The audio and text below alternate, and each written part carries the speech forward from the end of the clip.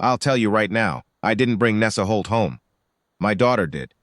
I want that on the record before I say another word, because if you think I had the sense to reach out and hold on to a good thing when it walked up to my gate, you don't know me at all. I was the kind of man who'd organized his days so tight, there was no room left to feel anything he wasn't ready to lose. Pip was 7 years old and braver than her father by a country mile. She always had been. May died in the spring 3 years before any of this.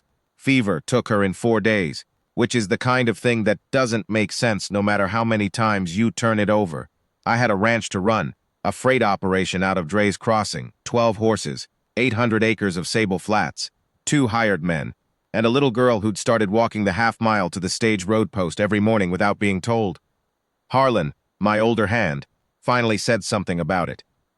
Told me Pip was out there at first light, watching the southbound stage come through, then walking back alone before I'd finished my coffee. I asked her about it that night. She was sitting at the kitchen table with a piece of charcoal and a scrap of brown paper, drawing something, and she looked up at me with May's eyes and said, "I'm waiting to see who needs to be found." I didn't have an answer for that. I never did with Pip, so I let her go. Every morning, half a mile to the stage post at Dre's Crossing, and half a mile back. I watched from the top fence rail some mornings. She'd sit on the split log bench outside the station house and watch the stage come and go, then walk home. She never explained further, and I didn't push. A man who has gone silent himself has no right to ask his child why she goes quiet in her own way. The morning she found Nessa Holt was the 23rd of September. I know the date because I'd spent the prior week turning the last of the summer pasture, and my back had been giving me grief, and I'd scratched the days off in my ledger for the freeze that I knew was coming. Late September on the Sable Flats is a coin toss. You might get 2 more warm weeks, or you might wake up to 4 inches of snow on the fence posts. I was inside tallying freight loads when Pip came through the kitchen door at 8:15, later than usual. She wasn't alone. The woman behind her was maybe 30, plain dressed in a gray traveling coat that had done some miles, carrying a worn canvas bag on one shoulder, dark hair pulled back, steady eyes, the kind that have looked at a problem and already started working it. She was not distressed, which I noticed because most people who end up stranded at Dre's Crossing are one or the other, either in a fury about it or in a panic. She was neither. She looked around my kitchen the way a person looks at a room they are prepared to understand before they speak. Pip let go of her hand and pointed at me. "This is my papa. His name is Boone. He needs help, Philippa." "He doesn't like Philippa," Pip said to Nessa. "But he needs help anyway." The woman, Nessa, though I didn't know her name yet, had the grace not to smile at that, or if she did it somewhere I couldn't see. She put the canvas bags down and said, "My name is Nessa Holt. I had contracted mending work at the Calvera settlement, but the post was given to another woman before I arrived. I have no passage money for the next stage and no place arranged. Your daughter was kind enough to offer me a seat out of the wind. I don't expect charity. I can work." I looked at my daughter. She looked back at me. 7 years old, Zonk's eyes, absolutely certain. I told Nessa I'd think on it and asked her to wait outside. Then I crouched down to Pip's eye level and said, "Lo, where'd you find her?" "Sitting on the bench," Pip said. "She wasn't crying. I thought she might be the one." "The one what?" She looked at me like I was slow. "The one who needed to be found." I straightened up. I looked out the kitchen window at the freight yard, the dry grass bending in the September wind, the horses at the near rail. I thought about May and about the quiet that had settled into this house like silt after a flood, and about the way Pip had walked down to that stage road every morning for 3 years waiting for something I hadn't been able to give her. I told Nessa Holt she could stay in the tack room, which I'd partitioned off 3 winters ago with good board and batten, and that I'd pay her $3 a week plus meals for whatever mending and sewing work needed doing. Harlan's coat was in 4 pieces. The younger hand, a man named Doss, had worn through both elbows of his only decent shirt. There was a pile of work shirts of mine that May had been meaning to turn the collars on, still folded in the cedar chest in the bedroom, which I had not opened since May of the year she died. I did not mention the shirts in the cedar chest. She said $3 was fair and asked where she could store her trunk. That was a Tuesday. By Friday, she had worked through Harlan's coat, both of Doss's shirts, and a saddle blanket that had split at the seam. Harlan, who had the disposition of a wet cat most mornings, ate 3 extra biscuits at supper, and said she could sew a straight line. High praise from Harlan. Pip sat with her in the afternoons. I watched them through the window more than I'd like to admit. Pip with her knees pulled up on the bench in the tack room doorway, talking, and Nessa with her needle moving, listening the way some people know how to listen, without filling every pause. Pip talked about May. I heard her say May's name twice through the open window one afternoon, easy and clear, the way she never quite said it around me, because she knew it cost me something I couldn't always afford. It didn't seem to cost Nessa anything. She just listened and kept her needle moving. The freeze came the second week of October, earlier than I'd hoped and worse than I'd feared. I woke to 6 inches on the fence posts, and the freight road buried past the first gate.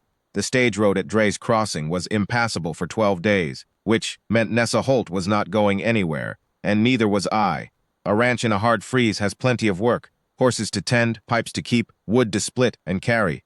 But a house with 2 people and a child in it has a different kind of filling to do, and I was out of practice. I ate my meals at the far end of the table for the first 3 days. I said what needed saying about the work and nothing extra. Pip had no patience for my management of the situation. On the 4th evening, Pip moved the salt in the lamp, so there was no sensible place for me to sit except nearer the middle. She did it without a word and went on eating.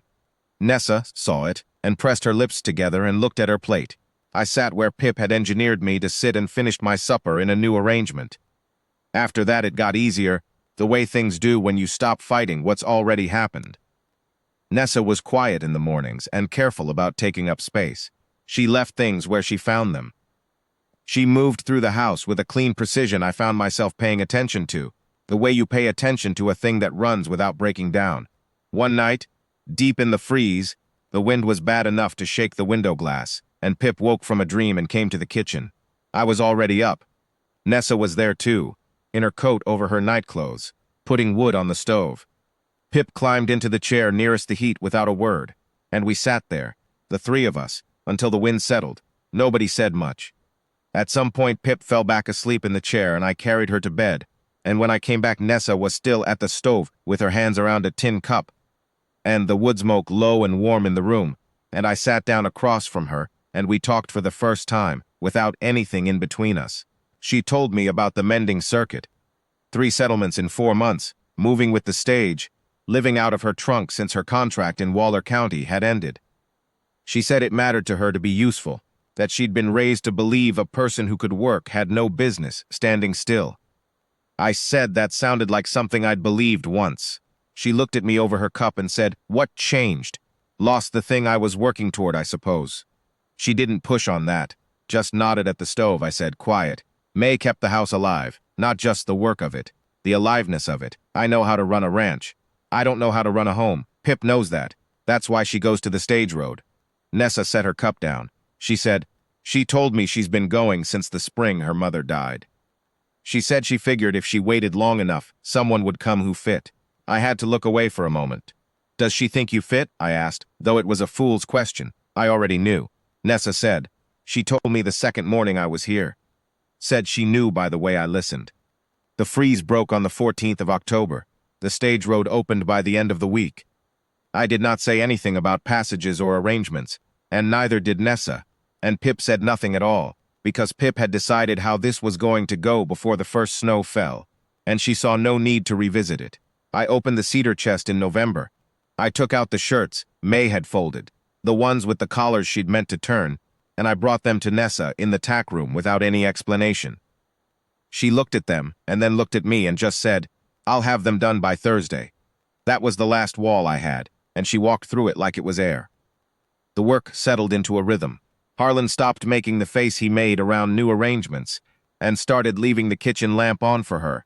When he came in from the late feed, Doss asked her once if she knew anything about cobbling, and she said she didn't, but she could sew the upper to the sole if he brought her the thread. He did. After that, Doss would have fought a man over Nessa Holt's place on the Callard Ranch. February brought a second freeze, shorter and less mean.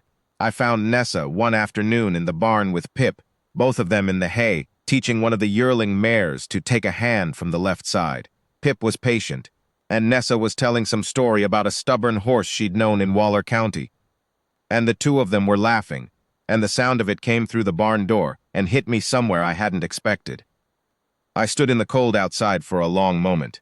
Then, I went back to the house and sat at the kitchen table and thought about what kind of man I intended to be for whatever years I had left. I thought about Pip walking that half-mile every morning for 3 years, never giving up on the idea that someone was coming who fit. I thought about a woman who carried her life in a canvas bag and asked for nothing but the chance to be useful. I thought about May, about how she would have known Nessa Holt by the second morning, too. When the thaw came in late March and the freight road opened soft and brown, under the first warm sun, I asked Nessa to take a walk out to the north fence, which was the long way, and she knew it. She walked with her hands in her coat pockets and said nothing until I stopped at the corner post where you can see the whole Sable Flats laid out, below in the stage road running south like a gray thread. I told her I wasn't a man who said things easily. She said she'd noticed. I told her the ranch needed a second pair of hands for good, and the house needed what she'd put back into it, and Pip needed what she already was, and I was asking something bigger than work, and she ought to know it. She was quiet for a moment. Then she said, "I've known what you were working up to since February, Boone." I said that was embarrassing. She said, "A little." I said, "Well?" She looked out at the Sable Flats, at the stage road running south toward Dre's Crossing, at the split log bench in front of the station house just barely visible in the distance. Then she said yes. We were married in Chalk Ford on the 15th of April, Harlan and Doss standing up for us, Pip in her good blue dress, refusing to stop grinning for even a minute of the proceedings. She'd been grinning since October. She'd known how it was going to go before the first snow. I asked her once, much later, how she'd known Nessa was the one. Pip thought about it with her chin down and her eyes on the middle distance. Then she said she wasn't sad or scared. She was just waiting to see what came next. That's the only kind of person worth bringing home.